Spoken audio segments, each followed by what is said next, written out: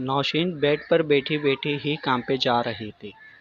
ایسا نہیں تھا کہ اس کے لیے یہ احساس نیا تھا، مگر گزرے وقت کی تلخ یادیں اسے آگے بڑھنے سے بھی روک رہی تھی۔ وہ احساس کمتری میں مبتلا تھی۔ وہ خود کو مہتاب کے قابل نہیں سمجھتی تھی۔ ایک عورت جو اپنے شوہر کے ہاتھوں ہی روندی جا چکی ہو، گھریلو تشدد کا شکار رہی ہو، وہ آگے کیسے بڑھے گی؟ تبھی دروازہ کھلا، وہ اندر آیا۔ وہ تو بہت خوش تھا۔ اس کی محبت چاہے کھو کر ہی سہی اس نے پا لی تھی۔ ہاتھوں میں تحفہ پکڑے وہ اس کے پاس بیٹھا، جس کا کانپنا زیادہ ہو گیا تھا۔ مہتاب نے اس کا ہاتھ پکڑا جو واضح لرز رہا تھا۔ اس کے ہاتھ پر ہاتھ رکھ کر تھوڑا سا دبایا۔ ڈر کیوں رہی ہو؟ میں غیر تو نہیں ہوں؟ آفتاب مہتاب ہوں تمہارا۔ مگر لرزش میں کوئی کمی نہیں آئی تھی۔ اس نے رنگ کیس کھولا تو نوشین کی آنکھوں کے سامنے اپنی شادی کی پہلی رات آ گئی تھی، جب فائق نے اسے منہ دکھائی دی تھی۔ اس نے بھی ایسے ہی رنگ کیس کھولا تھا، مگر اس میں رنگ نہیں، چھوٹا سا بچھو تھا جو اس نے اس کے ہاتھ پر چھوڑ دیا تھا۔ مہتاب اسے رنگ پہنانے لگا تو وہ چیخنے لگی، ہاتھ پیچھے کھینچ لیا۔ نہیں، اٹھاؤ اسے، مجھے اس سے ڈر لگتا ہے۔ وہ چیختی پیچھے کھسکتی جا رہی تھی۔ نوشی، رنگ ہے، اس سے ڈر کیوں لگتا ہے؟ تمہیں انگوٹھیاں پسند تھی نا؟ یہ بچھو ہے، انگوٹھی نہیں، دور رکھو اسے مجھ سے پلیز فائق۔ فائق کا نام اس کے منہ سے سن کر اسے پتہ چل گیا تھا کہ ضرور اسے فائق کا کوئی ستم یاد آ گیا ہوگا۔ اس نے اس کے قریب جانے کی کوشش کی تو وہ بیڈ سے ہی اتر گئی، ہاتھ جوڑنے لگی۔ پلیز فائق، مت مارو مجھے، میں نے کیا بگاڑا ہے تمہارا؟ پلیز۔ نہیں نوشی، میں ہوں مہتاب، فائق مر چکا ہے۔ مگر وہ ڈر سے پسینے میں نہا گئی تھی۔ اچانک آنکھوں کے سامنے اندھیرا چھانے لگا۔ وہ کن پٹیوں پر ہاتھ رکھتی لڑکھڑانے لگی۔ اس سے پہلے کہ گرتی، مہتاب نے اسے پکڑ لیا تھا۔ دلہن سے سجے چہرے پر جو ایک تاثر تھا وہ محض ڈر، خوف تھا، فائق کا، جو ان دونوں کے درمیان مسلط ہو گیا تھا۔ وقت ان کی زندگی میں ٹھہر گیا تھا۔ اسے بیڈ پر لٹانے کے بعد وہ باہر آیا۔ اس نے منال کو فون کیا۔ وہ جو علیم کے ساتھ چیٹنگ کر رہی تھی، مہتاب کا نمبر دیکھ کر حیران رہ گئی۔ السلام علیکم مہتاب، کیا ہوا؟ نوشین ٹھیک ہے؟ نہیں، وہ مجھے دیکھ کر پینک کر رہی تھی۔ اسے اپنی اور فائق کی میریڈ لائف ڈسٹرب کر رہی ہے، مجھے ایکسیپٹ نہیں کر رہی۔ اس نے نم ہوتی آنکھوں کو بامشکل روکا۔ تو اسے اپنے ہونے کا احساس دلاؤ، اسے اپنی محبت کا احساس دلاؤ، اسے کمفرٹیبل کرو، جو اسے پسند ہے وہ سب کرو۔ کوئی ایسی خواہش جو وہ کرنا چاہتی تھی بہت شوق سے؟ اس کے سوال پر مہتاب سوچ میں پڑ گیا تھا۔ اسے ہوٹلز میں کھانا بہت اچھا لگتا ہے، کہتی تھی اپنی شادی پر وائٹ ویڈنگ گاؤن پہنوں گی۔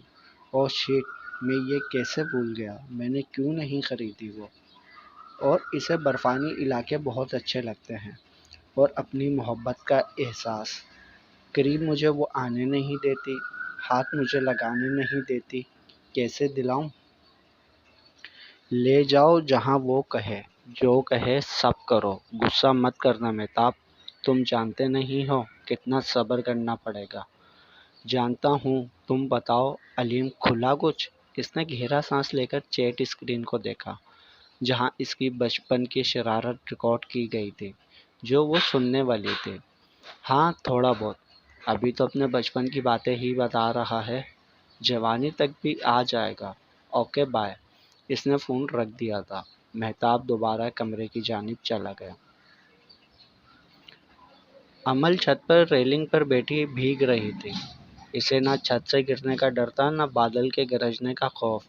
وہ اپنی ہی دھن میں بیٹھی شوق منا رہی تھی۔ اس نے دائم کو ضد اور بیوقوفی کر کے پا تو لیا تھا، لیکن کبھی بھی یہ نہیں سوچا تھا کہ وہ اتنا سخت ہو جائے گا، سب اتنا ناقابل برداشت ہوگا۔ دائم کی اچانک آنکھ کھلی تو وہ خالی صوفہ دیکھ کر حیران رہ گیا۔ امل اس وقت کہاں جا سکتی ہے؟ تجسس کے مارے وہ اسے ڈھونڈنے لگا۔ وہ نیچے کچن میں ڈھونڈتا ڈھونڈتا چھت پر آ گیا، جہاں وہ ریلنگ پر بیٹھی نظر آئی۔ اس کی بے وقوفی پر اسے غصہ آ رہا تھا۔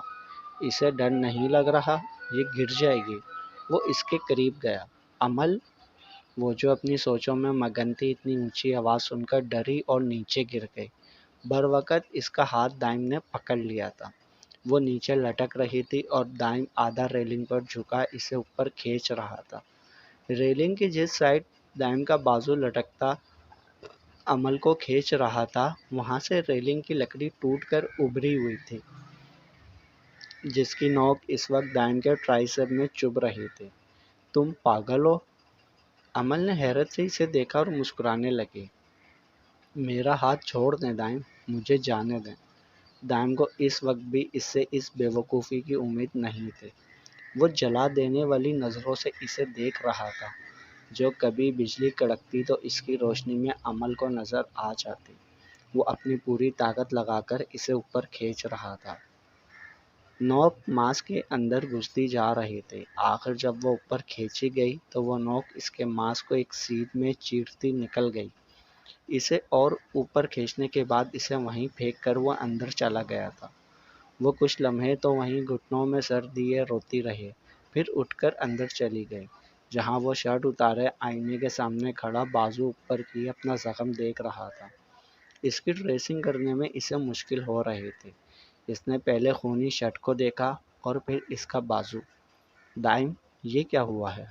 اس نے شعلہ بار نظروں سے اسے دیکھا۔ کیا ہوا مجھے؟ جتنی بار بھی تکلیف ہوگی تو یاد رکھنا صرف تمہاری وجہ سے ملے گی۔ وہ شرمندگی سے سر جھکا گئی، پھر ڈھیڈ بنی اس کے قریب چلی آئی۔ لائیں دائیں، میں کر دیتی ہوں۔ اس نے اس کے ہاتھ سے روئی لینی چاہی جو اس نے پیچھے کر لی۔ مہربانی۔ آئی ایم سوری دائم، میری وجہ سے ہوا ہے نا، آپ مجھے سزا دیں۔ میری غلطی ہے، مجھے تھپڑ مارنا۔ وہ اس کا ہاتھ زبردستی کھینچ کر اپنے چہرے کی جانب کر رہی تھی اور وہ چھڑانے کی کوشش کر رہا تھا۔ آخر دائم کا صبر جواب دے گیا۔ اس نے ایک دم کھینچ کر اسے دیوار سے لگایا۔ چوڑیاں زدہ ہاتھ دیوار سے چپکا دیے تھے، جس کی زد میں چوڑیاں بھی آ گئی تھیں۔ سزا چاہیے؟ وہ اس کے ہونٹوں پر جھک گیا تھا۔ عمل کے لیے یہ بالکل ہی غیر متوقع تھا اور اس سے بھی حیران کن تھی اس کی شدت، جو ناقابل برداشت تھی۔ وہ اپنا لمس دے رہا تھا یا نوچ رہا تھا؟ اس سے تکلیف ہو رہی تھی، وہ مچل رہی تھی اسے دور کرنے کے لیے، مگر اس نے تو ہاتھ کلائیاں توڑنے کے لیے ہی پکڑے تھے۔ اس کی شدت اتنی زیادہ تھی کہ عمل کے لیے برداشت سے باہر تھی۔ اس کی آنکھوں سے آنسو نکل آئے تھے جب رحم کھا کر اسے چھوڑ دیا۔ ایک نظر اس کے ہونٹوں سے نکلتے خون کو دیکھا، کلائی چھوڑی تو ٹوٹی چوڑیوں کے ٹکڑے بھی ایک ساتھ زمین پر گرے تھے۔ امید کرتا ہوں آئندہ کبھی سزا نہیں مانگو گے، ورنہ اگلی بار اس سے بھی زیادہ برا پیش آؤں گا۔ سکون سے اس گھر میں رہو، میری زندگی میں شامل ہونے کی کوشش نہ کرو۔ زخم ویسے ہی چھوڑ کر وہ بستر پر لیٹ گیا اور وہ وہیں بت بنی کھڑی رہی تھی۔ پھر نیچے ڈرائنگ روم میں آ گئی۔ ہاتھ سے ہونٹ کو چھوا تو کٹ پر ہاتھ لگنے سے تکلیف ہوئی۔ صوفے پر سر گھٹنوں میں دیے وہ رو دی تھی۔ فریحہ تڑپ رہی تھی منان سے ملنے کے لیے۔ اس کی تصویریں دیکھ دیکھ کر اس کا من بھر گیا تھا۔ اسے تڑپانے کے لیے نعمان روز اس کی تصاویر بھیجتا تھا۔ کہیں وہ کھلونوں میں بیٹھا کلکاریاں بھر رہا تھا، کہیں شلوار قمیض میں ہاتھ کا سہارا لیے کھڑا تھا، کہیں باتھ ٹب میں نہا رہا تھا، کہیں وہ نعمان کو بابا کہہ رہا تھا۔ اس لیے آج اس نے اتنا بڑا فیصلہ کیا تھا۔ اس نے جینس ٹائٹس پہنی، اس کے اوپر ہوڈ، چہرے پر ماسک اور کار کی چابی اٹھائی باہر نکل گئی۔ کچھ دیر بعد وہ شیرازی مینشن کے باہر کھڑی تھی۔ چھتری سر پر تانے وہ گیٹ سے اندر آئی۔ یس میم، کس سے ملنا ہے آپ کو؟ دروازے پر گارڈ نے اسے روک لیا تھا۔ اس نے گارڈ کی جانب دیکھا، آنکھوں کو لینس سے چھپا کر آئی تھی۔ فریحہ ہونے کی ہر چیز چھپا کر آئی تھی۔ مجھے MNA سے ملنا ہے۔ گارڈ نے اس بات میں سر ہلایا اور اسے کال ملا دی۔ وہ جو فائل کے ساتھ ساتھ منان کے بالوں میں ہاتھ پھیر رہا تھا، فون کی جانب متوجہ ہوا۔ یس سر، ایک خاتون ملنے آئی ہے آپ سے۔ اسے حیرت ہوئی تھی۔ کون؟ سر پوچھ رہے ہیں آپ ہیں کون؟ فریحہ نے اس کے ہاتھ سے فون لیا، اسپیکر آٹو کے پاس کیا۔ غالب کی شاعری، نعمان کے کان کھڑے ہو گئے تھے۔ فائل وہیں چھوڑ کر وہ نیچے دوڑا۔ اس کی محبت آج پہلی بار چل کر اس کے در پر آئی تھی۔ اس نے دروازہ کھولا تو وہ انتظار کرتی پائی گئی۔ رف سے ٹراؤزر اور شرٹ میں وہ کوئی ایم این اے نہیں، صرف ایک لڑکا لگ رہا تھا۔ خوش آمدید، وہ نظریں جھکائے اندر بڑھ گئی تھی۔ نعمان نے دروازہ بند کر دیا۔ وہ اسے لے کر کمرے میں آ گیا جہاں بیڈ پر منان سو رہا تھا۔ ہوڈ سر سے اتر چکی تھی، ماسک بھی اس نے اتار دیا تھا۔ وہ بے ساختہ اس کی جانب بھاگی جب نعمان نے اس کا ہاتھ کھینچا۔ وہ اس کے سینے سے ٹکرا گئی۔ نعمان پلیز مجھے منان سے ملنے دیں۔ میں اتنا بڑا رسک لے کر مرزا بھائی کے گھر ہوتے ہوئے آپ سے ملنے آئی ہوں۔ ایک بار منان کو گود میں اٹھا لینے دیں۔ وہ اس کی تڑپ دیکھ کر مسکرا رہا تھا۔ اس نے ہاتھ گھما کر اس کی پشت کو اپنے ساتھ لگایا اور اس کے ہاتھ قابو میں کر لیے۔ دوسرے ہاتھ سے اس نے بیل بجائی۔ کچھ دیر بعد ایک یونیفارم میں نینی وہاں کھڑی تھی۔ مارگریٹ، منان کو لے جاؤ۔ سنتے ہی وہ منان کی جانب بڑھے۔ نو مارگریٹ، میں ماں ہوں اس کی، پلیز اسے مت لے کر جاؤ۔ وہ اپنے ہاتھ نعمان سے چھڑانے کی کوشش کر رہے تھے۔ مارگریٹ نے ایک پل کے لیے اسے دیکھا اور رک گئی۔ اس کی آواز سے وہ بے چین ہو رہا تھا۔ مارگریٹ، میں نے کہا رکو، اس نے دبے ہوئے غصے میں کہا تو وہ منان کو لے کر وہاں سے چلی گئی۔ فریحہ تمام تر کوششیں چھوڑتی اس کی گرفت میں ہی رونے لگی تھی۔ نعمان نے اسے چھوڑ دیا تھا۔ پتھر ہو تم، میں تمہیں کبھی معاف نہیں کروں گی۔ کتنی بار معافی مانگی میں نے۔ ہوڈ سر پر ڈالتے وہ پلٹی جب اس کی طنزی آواز آئی۔ ہاں میں پتھر ہوں اور تم چٹان جسے اس کے بچے کی رونے کی آواز نہیں توڑ سکی۔ ہاں تم مانگتی ہو معافی، لیکن جب تم مانگتی ہو میری آنکھوں کے سامنے وہ منظر آنے لگتا ہے جو مجھے تمہیں معاف نہیں کرنے دیتا۔ رو کر مانگے نا تو اللہ پوری دنیا دے دیتا ہے، کیونکہ وہ 70 ماؤں سے زیادہ پیار کرتا ہے، اور اس کے بعد تم مجھ سے سب سے زیادہ محبت کا دعویٰ کرتے ہو، اور میری تکلیف تمہیں نظر نہیں آتی، معاف نہیں کر سکتے۔ بولا نا، جس دن سب کے سامنے اپنا لوگی اس دن تمہیں پورے حق سے یہاں لے کر آؤں گا۔ جس طرح میں تڑپ رہی ہوں تمہیں فرق نہیں پڑ رہا، اسی طرح تمہارے اپنے بھی تکلیف میں ہوں گے اور تم کچھ نہیں کر پاؤ گے، کچھ نہیں۔ اسے تنبیہ کرتی وہ جیسے آئی تھی اس سے بدتر حالت میں وہاں سے گئی تھی۔ نعمان نے اسے روکا نہیں تھا۔ غرور جب عروج پر ہو تو دوسرے انسان چونٹی کی طرح نظر آتے ہیں، مگر وہی غرور جب نیچے گرتا ہے وہی ملبہ لوگوں کے پیروں کے نیچے آتا ہے۔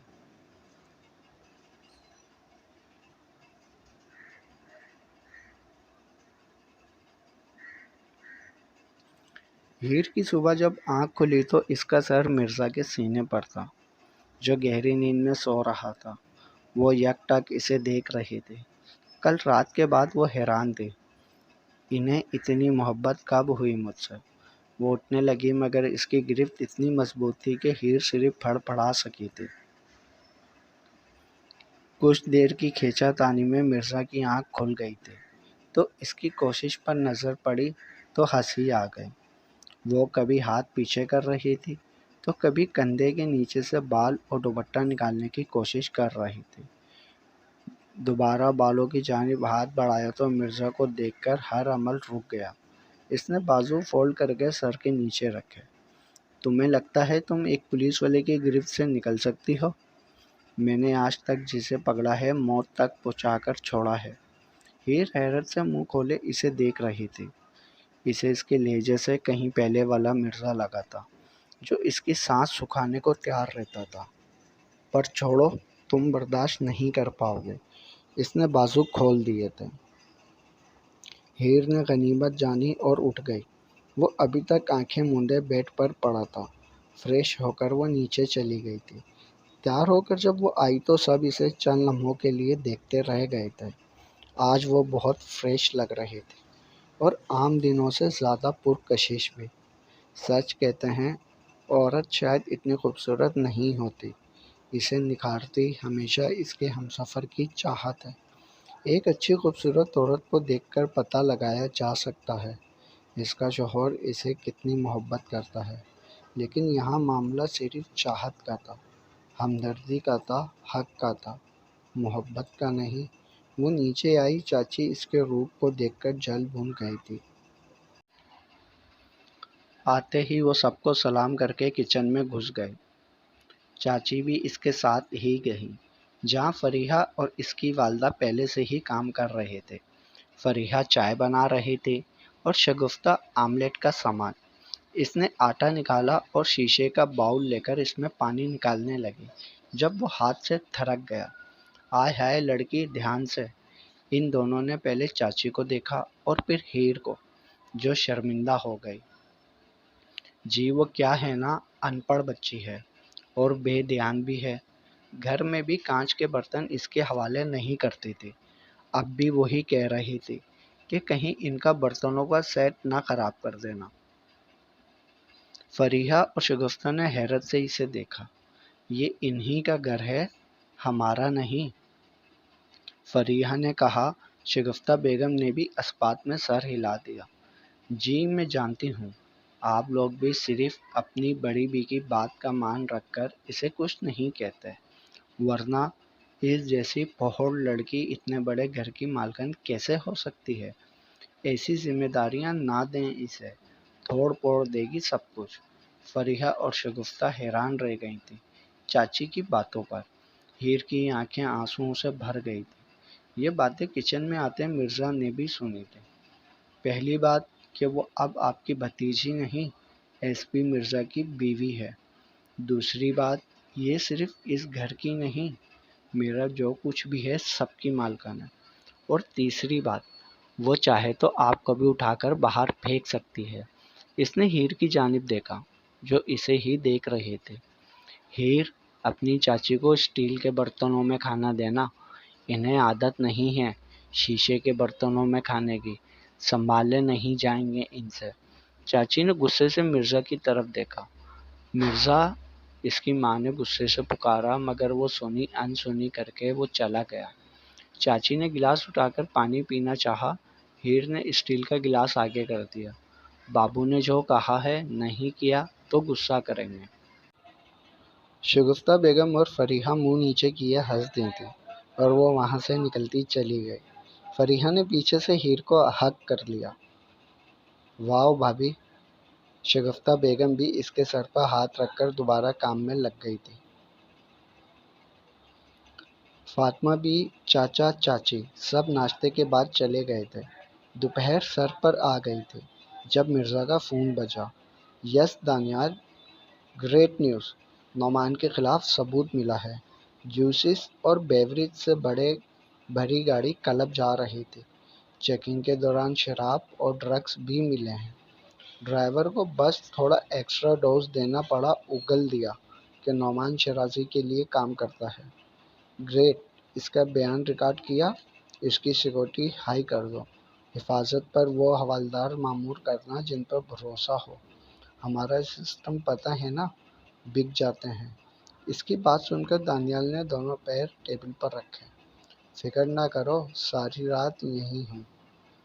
تو اریسٹ وارنٹ جاری کروا بس، میں کوشش کرتا ہوں۔ فون بند کرنے کے بعد وہ پھر سے نعمان شرازی کی ہسٹری کھول کر بیٹھا تھا، جس میں اس کی تصاویر بھی تھیں۔ ہیر اس کے لیے چائے لے کر آئی تھی۔ بابو چائے! اس نے ٹیبل پر رکھنے کا اشارہ کیا۔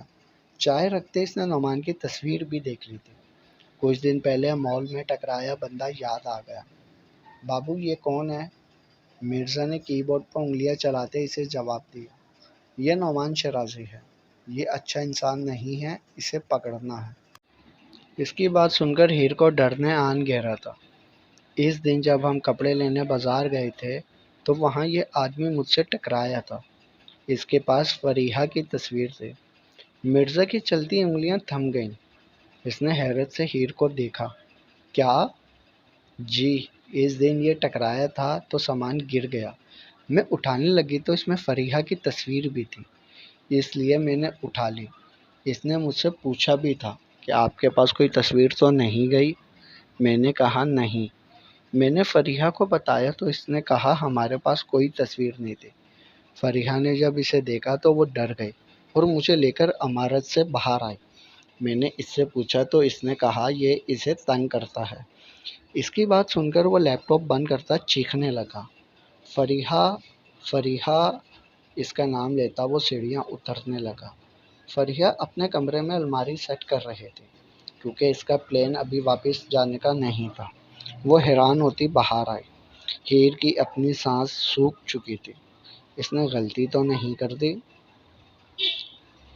جی بھائی، نعمان شیرازی سے کیا تعلق ہے تمہارا؟ فریحہ کے پیروں کے نیچے سے زمین نکل گئی تھی۔ بتاؤ، وہ پھر چیخا تو وہ ڈر گئی۔ وہ وہ کیوں، کیا ہوا؟ اس کے پاس تمہاری تصویر تھی جو ہیر کو ملی۔ اس دن مال میں وہ ٹکرایا تھا تم دونوں سے۔ تم اسے دیکھ کر ڈری تھی۔ ہیر سے تم نے کہا وہ تمہیں تنگ کرتا ہے۔ اس نے ہیر کی جانب دیکھا جو مرزا کا غصہ دیکھ کر بچوں کی طرح رونے لگی تھی۔ بتاؤ فریحہ، تنگ کرتا ہے؟ مرزا کے لہجے میں اچانک نرمی آ گئی تھی۔ اس نے مرزا کو دیکھا تو نعمان کی بات یاد آ گئی۔ مرزا کے سامنے مجھے اور منان کو قبول کر لو۔ منان تمہیں مل جائے گا۔